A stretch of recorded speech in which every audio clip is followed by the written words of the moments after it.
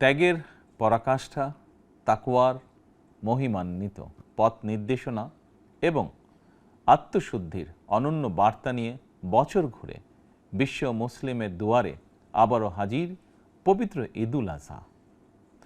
বাংলাদেশ সহ বিশ্ব মুসলিমের প্রতি পবিত্র ঈদুল আজহার শুভেচ্ছা। দল, মত, ধর্ম, বর্ণ নির্বিশেষে দেশবাসীকে পবিত্র ঈদের শুভেচ্ছা জানাই। ঈদ মোবারক। কোরবানি শুধু পশু জবাই নয়, বরং লোভ, লালসা, হিংসা, বিদ্বেষ আর মনের পশুত্বকে পরাভূত করার দীক্ষা গ্রহণের মধ্যেই নিহিত রয়েছে কোরবানির মাহাত্ম্য ও তাৎপর্য।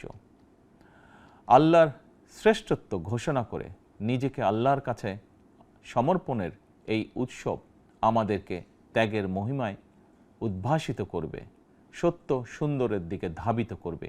এটিই হোক পবিত্র কোরবানির অন্যতম শিক্ষা।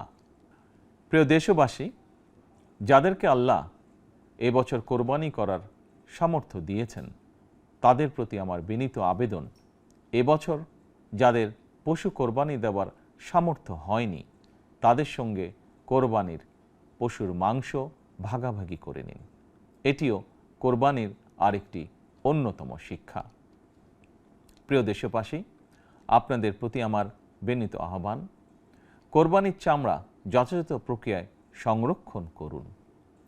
কোরবানির পশুর রক্ত ও বর্জ্য পরিষ্কারের ব্যাপারে পরিচ্ছন্নতা কর্মীদের সহায়তা করুন দয়া করে। যথাসম্ভব নিজেরাও পরিচ্ছন্নতা অভিযানে অংশ নিন সম্ভব হলে, যাতে কোরবানির দিনই সংশ্লিষ্ট স্থানগুলো পরিষ্কার পরিচ্ছন্ন করে ফেলা যায়।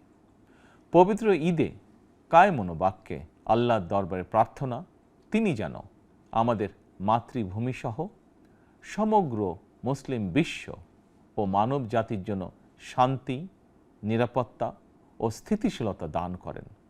একই সঙ্গে আমি বিশ্ব জুড়ে শান্তি, সম্প্রীতি এবং নিরাপত্তার জন্য মহান আল্লাহ রাব্বুল আলামিনের দরবারে প্রার্থনা করছি। প্রিয় দেশবাসী, আবারও আপনাদেরকে ঈদুল আজহার শুভেচ্ছা জানাই। ঈদ মোবারক।